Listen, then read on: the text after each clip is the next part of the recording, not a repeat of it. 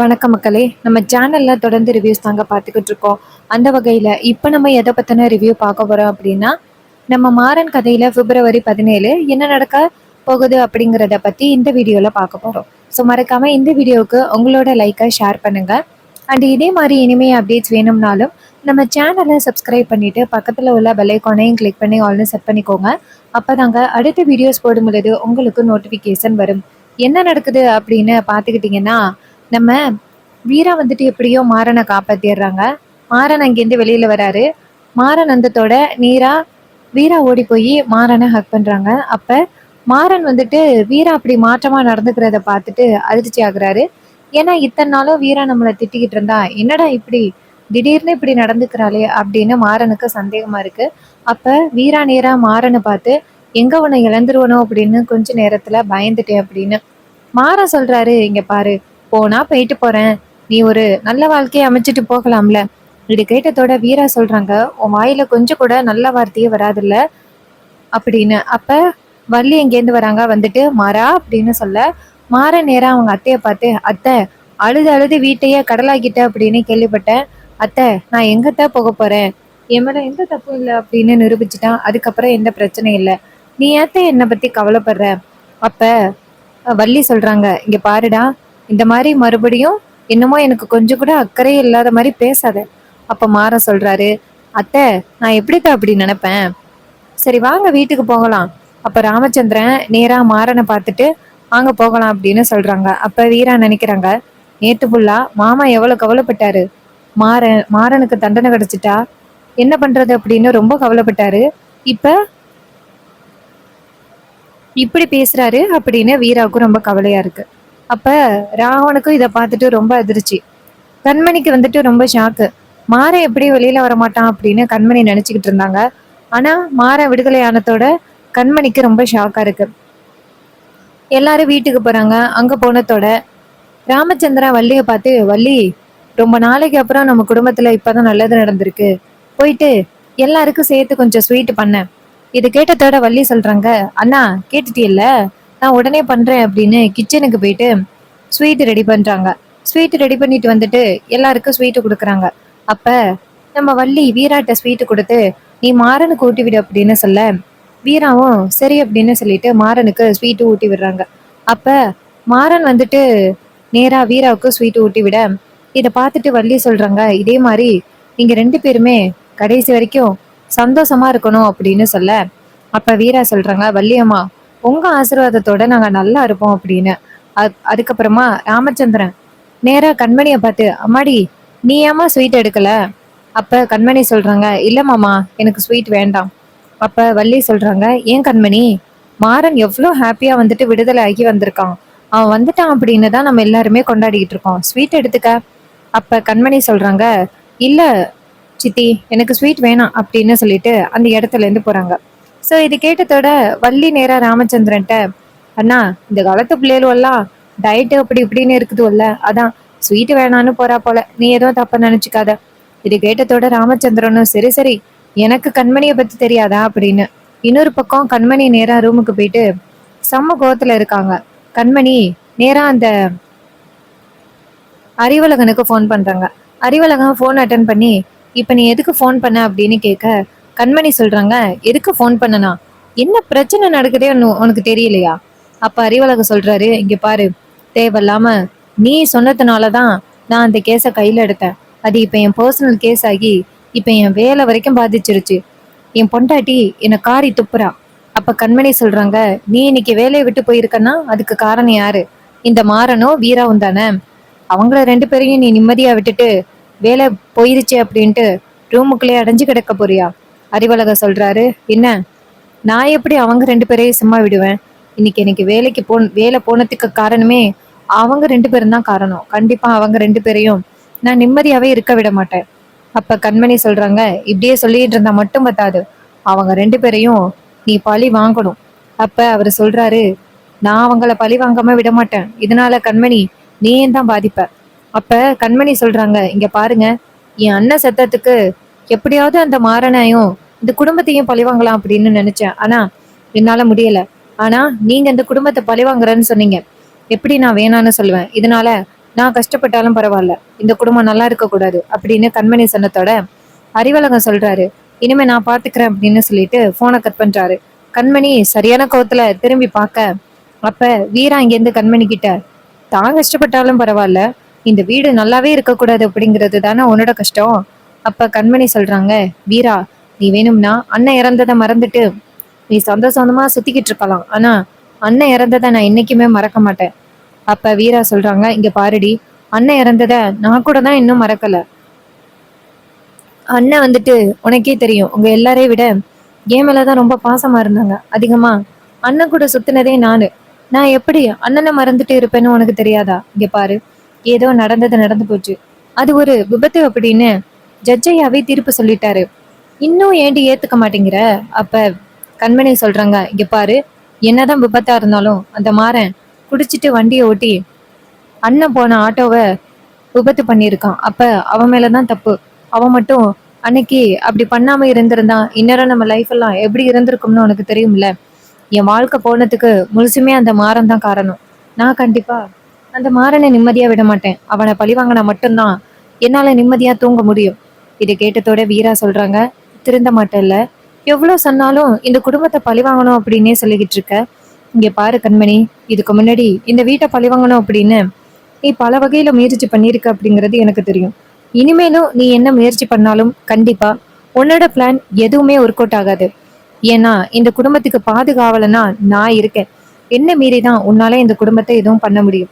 மாறனை எப்படியாவது பழி வாங்கி அவனை ஜெயிலுக்கு அனுப்பலாம் அப்படின்னு பார்த்தேன். ஆனா நான் எப்படியோ காப்பாத்திட்டேன் பத்தியா. இதே மாதிரி நீ ஏதாவது முயற்சி பண்ணிக்கிட்டே இரு. அப்பதான் நான் இந்த குடும்பத்தை காப்பாத்துறதுக்கு போராட முடியும். அப்பதான் எனக்கு பல உண்மைகள் வெளியில தெரிய வரும். இதை கேட்டதோட கண்மணி சொல்றாங்க, அப்படி என்னடி நீ உண்மையை கண்டுபிடிச்சு என்னடி பண்ண போற? நம்ம குடும்பம் இன்னைக்கு நிம்மதி இல்லாம இருக்கிறதுக்கு இந்த குடும்பம் தான் காரணம். அந்த குடும்பத்துக்கு போய் பாதுகாவலானா இருக்குன்னு சொல்ற, உனக்கு வெக்கமாவே இல்ல?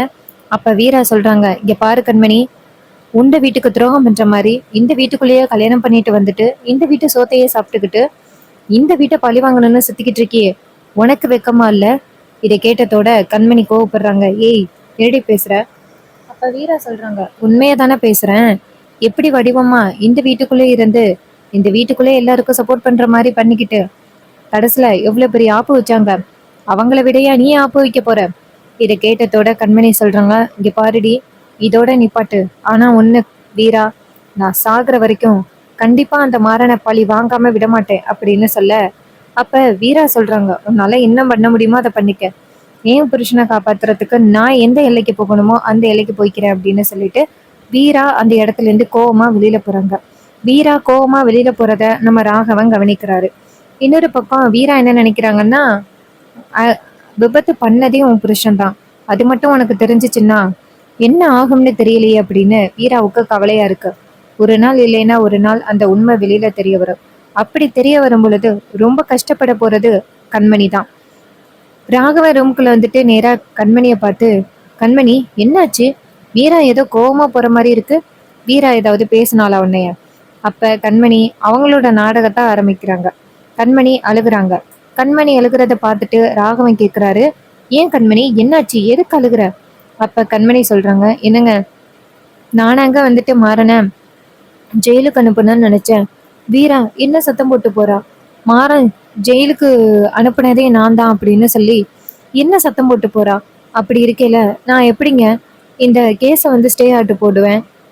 இது கேட்டதோட ராகம் சொல்றாரு, கண்மணி நான் பாத்துக்கிறேன் இரு, வீரா தானே அப்படி பேசுறா, நான் போய் அப்பாட்ட சொல்றேன் அப்படின்னு சொல்லிட்டு ராகவன் இங்கேருந்து கிளம்புறாரு. அப்ப கண்மணி இதை பார்த்துட்டு, செம்ம சூப்பரா கொளுத்தி போட்டாச்சு, இதுக்கப்புறம் எப்படி எரியணுமோ எரிஞ்சுக்கிட்டோம் அப்படின்ட்டு கண்மணி உட்கார்ந்துருக்காங்க. ராகவன் இங்கேருந்து, வீரா இங்க வா அப்படின்னு சொல்லி கூப்பிட, வீரா வந்துட்டு ராகவன் கூப்பிட்டதோட இங்கேருந்து வராங்க. வந்துட்டு ராகவன்ட்ட, சொல்லுங்க மாமா என்னாச்சு அப்படின்னு கேக்குறாங்க. அப்ப ராகவன் நேரா வீராட்ட, இங்க பாரு, கண்மணி உனக்கு அக்கா தானே, அவளுக்கு கொஞ்சம் கூட நீ மரியாதையை கொடுக்க மாட்டியா?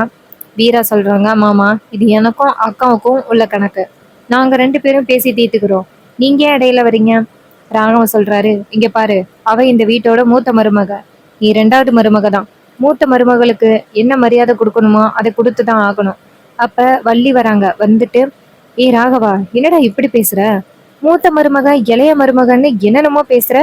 இங்க பாரு, இந்த குடும்பத்தை பொறுத்த வரைக்கும் எல்லாருமே ஒண்ணுதான். அப்ப ராகவன் சொல்றாரு, என்ன இந்த குடும்பத்தை பொறுத்த வரைக்கும் எல்லாருமே ஒண்ணா? அது எப்படி அத்தை ஒண்ணாகும்? என்னதான் இருந்தாலும் கண்மணி தானே இந்த வீட்டோட மூத்த மருமக. இதை கேட்டதோட வள்ளி சொல்றாங்க, டேய் இதெல்லாம் யாருடா சொல்லி கொடுத்தது? உன் பொண்டாட்டி சொல்லி கொடுத்து அனுப்புனாளா? அப்ப ராகவன் சொல்றாரு, இங்க பாருங்க அத்தை, கண்மணியை பத்தி எதுவும் தப்பா பேசாதீங்க. வீரா கண்மணி கிட்ட வந்து என்ன பேசியிருக்கா தெரியுமா? அப்ப வீரா கேக்குறாங்க, நான் என்ன பேசினமாமா? வள்ளி கேக்குறாங்க, இங்க பாருடா, அவ சொன்னா அப்படிங்கறதுக்காக இங்க வந்துட்டு ஆடாத. என்ன நடந்துச்சோ அத சொல்லு. அப்ப ராகவன் சொல்றாரு, கண்மணி நேரா ஆம், இ- அவ இந்த வீட்ல உள்ள எல்லாரையும் நல்லா இருக்கணும் அப்படின்னு தானே நினைக்கிறா. அந்த கேஸுக்கு ஸ்டே ஆர்டர் போட்டது யாரு? கண்மணி தானே. ஆனா வீரா கண்மணி கிட்ட வந்து என்ன திருமண திட்டி இருக்கா? மாறனை ஜெயிலுக்கு அனுப்புறதுக்காக அவதான் அந்த போலீஸ் எல்லாம் ஏற்பாடு பண்ணது அப்படின்னு பொய்யா அவன் மேல பழி சொல்றா. எவ்வளவு தைரியம் இருந்தா வீரா இப்படி கண்மணி மேல பழி போடுவா? ஏ வீரா, அப்பா உனக்கு சப்போர்ட் பண்றாங்க அப்படிங்கறதுக்காக உன்னால முடிஞ்ச வரைக்கும் ஆடுறியா? அப்ப வீரா நேரா ராகவனை பார்த்து முறைக்கிறாங்க, இங்க பாருங்க மாமா, கண்மணி அப்படி சொன்னா நான் சொல்றேன் அப்படின்னு அர்த்தமா? தேவையில்லாம கண்மணி சொன்னது எல்லாத்துக்கும் சரின்னு சொல்லாதீங்க. அப்ப கண்மணி அந்த இடத்துக்கு வராங்க. வந்ததோட வள்ளி நேரா கண்மணி கிட்ட, கண்மணி நீ என்ன சொன்ன அப்படின்னு கேட்க, கண்மணி சொல்றாங்க, இங்க பாருங்க சித்தி, மாறன் வெளியில வரணும் அப்படிங்கறதுக்காகவும் இந்த கேஸை யாரும் திரும்பி எடுக்கக்கூடாது அப்படிங்கறதுக்காக தானே நான் ஸ்டே ஆர்டர் போட்டேன். ஆனா நான் போயிட்டு எப்படி மாறன் ஜெயிலுக்கு போகணும் அப்படின்னு நினைப்பேன்? வீரா என் மேல தேவையில்லாத பழிய போடுறா. அவளுக்கு என் மேல இன்னமும் வெஞ்சன்ஸ். இதை கேட்டதோட வீரா சொல்றாங்க, கண்மணி உன் நாடகத்தை எல்லாம் வேற எங்கேயாவது கொண்டு போய் வச்சுக்க.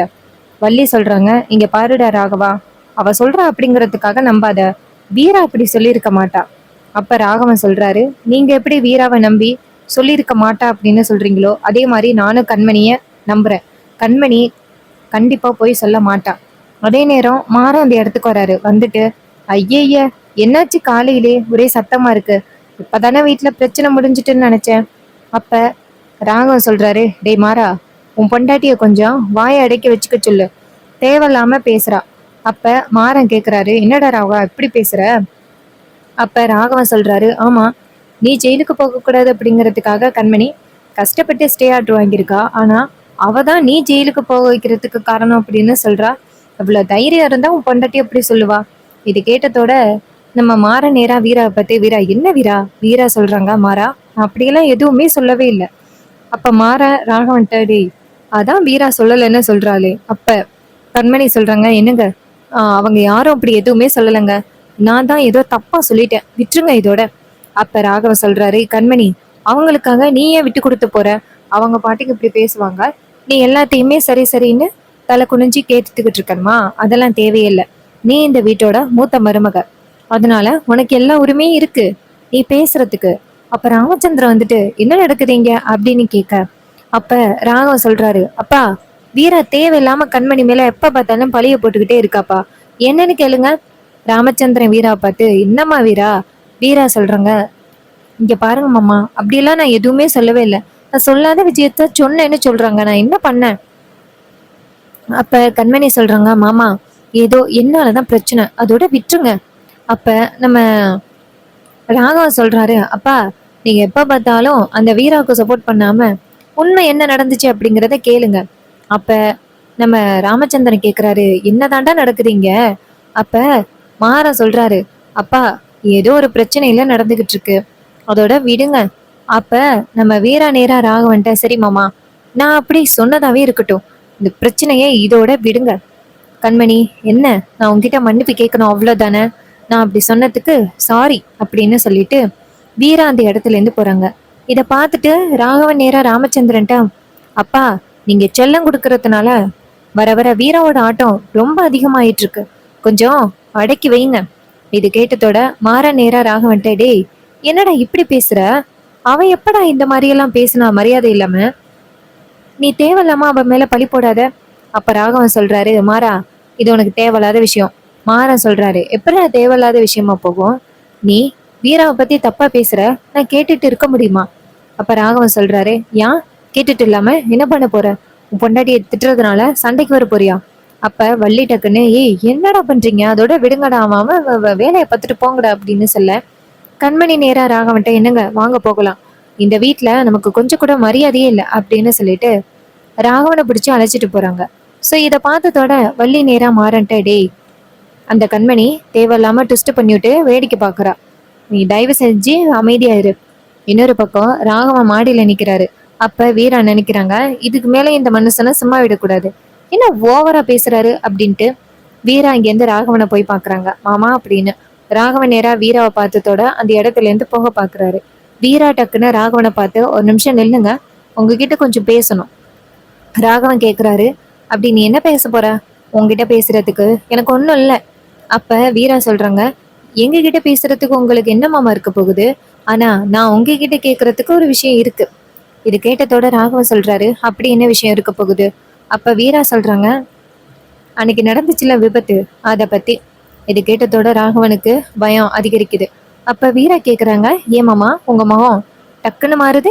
நீங்க தான் எந்த தப்பும் பண்ணலையே, நீங்க எதுக்காக பயப்படணும்? ராகவன் கேக்குறாரு, அந்த விபத்தை பத்தி நீ என்ன கேட்க போற? அதான் அந்த கேஸே முடிஞ்சு போயிருச்சுல, அது ஒரு சாதாரண விபத்து அப்படின்னு முடிச்சுட்டாங்க, நீ ஏன் கேக்குற? அப்ப கண்மணி சொல்றாங்க, வீரா சொல்றாங்க, ஏன் மாமா அன்னைக்கு கார்ல போனது நீங்களும் தான், நீங்க ஒரு வார்த்தை சொல்லியிருக்கலாம். இது மாதிரி அது ஒன்றும் ஃபைட்டு கிடையாது, மாறன் கார் ஓட்டும் பொழுது நான் பார்த்தேன், அது கண்டிப்பா ஒரு விபத்து தான், அது ஒன்றும் திட்டமிட்டது கிடையாது அப்படின்னு ஜட்ஜையா கிட்ட நீங்க சொல்லியிருந்தீங்கன்னா கேஸ் எப்பவும் முடிஞ்சு போயிருக்கும். அதை விட்டுட்டு நீங்க பாட்டுக்கும் உங்க வேலையை பார்த்துக்கிட்டு அமைதியா இருக்கீங்க. மாறன் ஜெயிலுக்கு போனாலும் பரவாயில்ல, ஆனா நீங்க தப்பிக்கணும், அதானா மாமா உங்களோட குறிக்கோள்? இது கேட்டதோட ராகவன் அதிர்ச்சி ஆகுறாரு, வீரா அடுத்தடுத்து கேள்வி கேட்கறத பார்த்துட்டு. அப்ப ராகவன் நேரா வீரா கிட்ட, இங்க பாரு வீரா, என் சொந்த தம்பி ஜெயிலுக்கு போகணும் அப்படின்னு நான் எப்படி நினைப்பேன்? மாறனை காப்பாத்துறதுக்கு நானும் தான் போராடினேன். வீரா கேக்குறாங்க, எப்படி போராடுனீங்க? மாறன் ஜெயிலுக்கு போனா பரவாயில்ல, வீராவுக்கு ஒரு நல்ல வாழ்க்கையை அமைச்சு கொடுக்கலாம், வீரா புரிஞ்சுப்பா, இதெல்லாம் சொல்ற செய்தியா?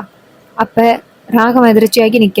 அப்ப வீரா நேரா ராகவனை பார்த்து, மாமா அதோட எனக்கு இன்னொரு உண்மையும் தெரியும், அதை பத்தி வீட்டுல சொன்னா எவ்வளோ பெரிய பிரச்சனை நடக்கும் அப்படிங்கிறதும் எனக்கு தெரியும், உங்களை எதுவும் சொல்லக்கூடாது அப்படிங்கிறதுக்காக தான் அமைதியா இருக்கேன். இது கேட்டதோட ராகவனுக்கு செம ஷாக்கு. வீரா கண்டிப்பா அந்த விபத்தை பத்தி தான் பேசுறா அப்படிங்கிறது ராகவனுக்கு புரிஞ்சு போச்சு. அப்ப வீரா நேரா ராகவனை பார்த்து, இங்க பாருங்க மாமா, இது குடும்ப ஒற்றுமைக்காக தான் மாறன் இவ்வளவு பெரிய தியாகத்தை பண்ணிக்கிட்டு இருக்காரு, ஆனா அவரோட இந்த தியாகத்தை நீங்க கொஞ்சம் கூட கருதல் பண்ணல இல்ல? எப்படி போனாலும் போகட்டும், ஆனா நீங்க மட்டும் உங்க பொண்டாட்டி கூட ஹாப்பியா இருக்கணும், அது மட்டும் தானே உங்களுக்கு முக்கியம். ஆனா மாறனை பத்தி கொஞ்சம் கூட நினைக்க மாட்டீங்க. சரி, மாறன் நமக்காக ஜெயிலுக்கு போயிருக்கான், அவனை காப்பாற்ற வேண்டியது உங்க கடமை அப்படின்னு கூட தோணலை இல்ல? அவன் கேடு கெட்டு போறான் அப்படின்னு தானே நீங்க நினைச்சீங்க. இது கேட்டதோட ராகவனுக்கு ரொம்ப அதிர்ச்சி, வீராவுக்கு உண்மை தெரிஞ்சிருச்சு அப்படின்னு. ஸோ இந்த ப்ரெடிக்ஷன் உங்களுக்கு பிடிச்சிருந்துச்சு அப்படின்னா இந்த வீடியோவுக்கு மறக்காம லைக் பண்ணிக்கோங்க. நம்ம சேனலையும் சப்ஸ்கிரைப் பண்ணிட்டு பக்கத்துல உள்ள பெல் ஐகானையும் கிளிக் பண்ணி ஆல்ல செட் பண்ணிக்கோங்க. அப்பதாங்க அடுத்த வீடியோஸ் போடும் பொழுது உங்களுக்கு நோட்டிஃபிகேஷன் வரும், பார்க்கலாம். தேங்க்ஸ் ஃபார் வாட்சிங்.